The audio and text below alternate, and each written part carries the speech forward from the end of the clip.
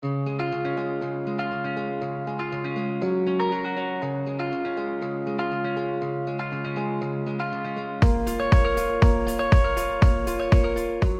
Museu do Catavento, em parceria com o Museu de Energia de Itu, realiza a exposição Marie Curie 1867-1934.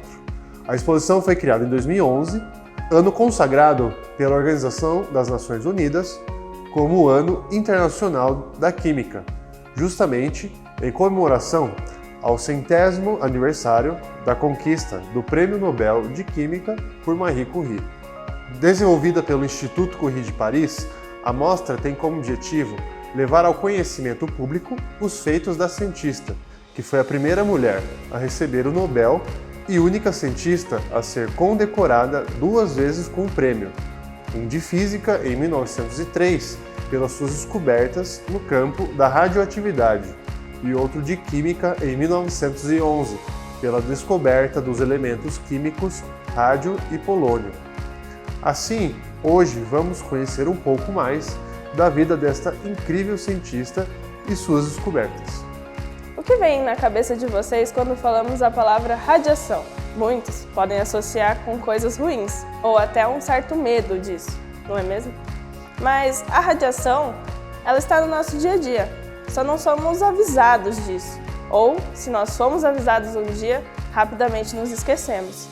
Mas a radiação, ela está onde então?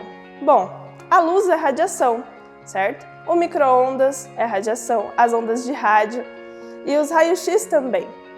Mas existe uma diferença muito importante entre a radiação ionizante e a radiação não ionizante. Então, qual é essa diferença? A radiação não ionizante é a radiação que não oferece nenhum tipo de risco para nós, como a luz, as ondas de rádio e o micro-ondas. Isso mesmo, o micro-ondas não é prejudicial à nossa saúde. Até o Wi-Fi é radiação. Mas e a radiação ionizante? Ela é uma radiação que carrega muita energia e pode, de certa maneira, nos prejudicar, pois tem muita energia e pode ionizar átomos. O processo de ionização consiste em arrancar elétrons de um átomo e transferir energia para os objetos e corpos. Mas nós não queremos energia. Essa energia ela é a mais e isso é um problema, certo? Essa energia que está sobrando, ela vai começar a se acumular e teremos problemas com isso, inclusive danos celulares.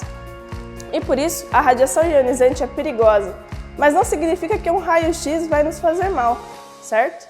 Quer dizer que o técnico que tira o seu raio-x precisa se proteger, porque ele está constantemente exposto a essa radiação e, de certa forma, acumularia muita dessa energia de sobra nele. Ok, mas por que a gente está falando sobre radiação se o foco aqui é Marie Curie? Bom, ela tem sua história intimamente ligada à radiação, mas vamos voltar ainda mais no tempo e começar do começo. Marie nasceu na Polônia e era filha de pais professores. Muito inteligente, com o apoio de seus pais, sempre foi muito estudiosa. Mas quando foi a vez dela de ir para a faculdade, a Rússia estava controlando a Polônia e não era permitido que mulheres frequentassem faculdades. Nessa situação, ela só viu uma saída: mudar de país. Marie, então, arrumou suas malas e foi para a França, estudar física e matemática na Universidade de Sorbonne. E aí que se iniciam os problemas. Ela era uma das poucas mulheres na universidade, porque, mesmo sendo permitido na França a presença de mulheres nessas instituições, ainda não era comum. Muito menos comum a presença das mulheres em cursos como os cursos de exatas, como a nossa Marie escolheu. Além do machismo sofrido, ela também tinha problemas devido a não ser francesa, ou seja, ela também vivenciou um pouco do que a gente chama de xenofobia por ser estrangeira. Mas ela sempre foi muito fiel à sua ciência e pesquisa, e devido a esse fato, sempre defendia o ponto de vista frente aos professores e colegas de laboratório. Inclusive, esse fato a fez perder espaço no laboratório onde estudava.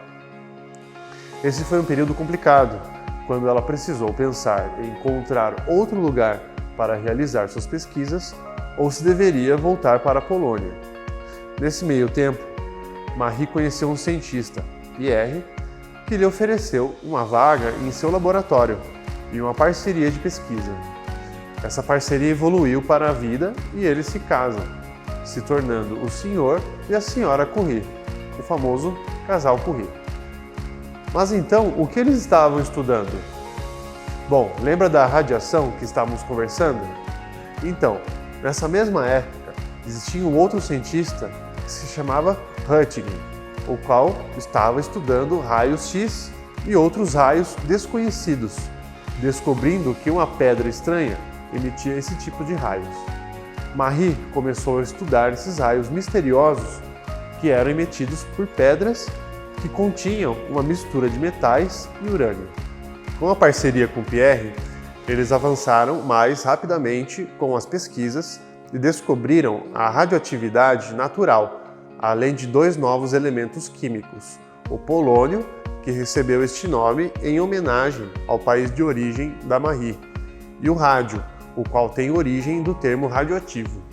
Essas descobertas renderam ao casal o maior prêmio das ciências, o Nobel de Física. Eis que a Marie se torna a primeira mulher a receber um prêmio Nobel. Mas a radiação cobrou um preço alto por toda essa exposição que o casal ficava constantemente. Pierre começou a apresentar sintomas do que chamamos de doença radioativa e veio a falecer em um acidente, atropelado por uma carroça. Foi um grande trauma para Marie, que precisou cuidar de 2 filhas pequenas, seguir suas pesquisas e ainda assumir o posto de professora na Universidade de Sorbonne, no lugar de seu marido.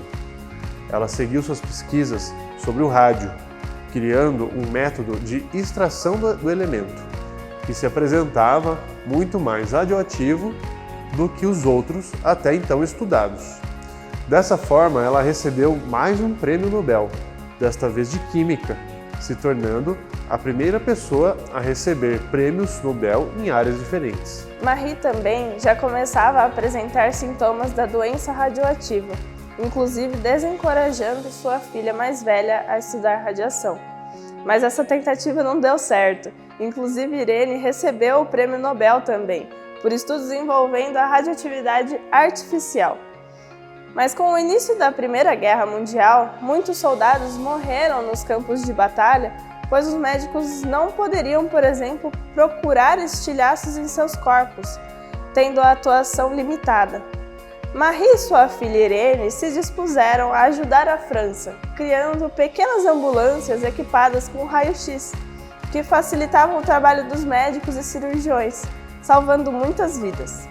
Além disso, a Marie desenvolveu os primórdios do que hoje conhecemos como radioterapia, antigamente chamados de Curie-terapia, na qual era encostada uma fonte radioativa diretamente na pele dos pacientes, para tratar cânceres. Hoje, claro, não funciona mais dessa forma, mas nunca teríamos chegado onde estamos se não fosse por ela. Marie também teve uma passagem pelo Brasil, pelo Rio de Janeiro e por Belo Horizonte, onde hoje existe o Instituto Marie Curie do Câncer, trazendo estudos sobre o tratamento do câncer. Marie não escapou da doença radioativa, ficou exposta constantemente por anos e anos e acabou desenvolvendo leucemia, uma doença que afeta a produção de glóbulos vermelhos e, por consequência, a oxigenação do sangue. Ela faleceu com 66 anos de idade. Nunca vamos esquecer de todos os feitos de Marie Curie, uma das maiores cientistas de todos os tempos. Suas descobertas e pesquisas impactam o mundo até os dias de hoje, e seu legado é eterno. Quer saber mais sobre Marie Curie? O filme Radioactive é uma boa dica para observar as descobertas de Marie aplicadas na medicina.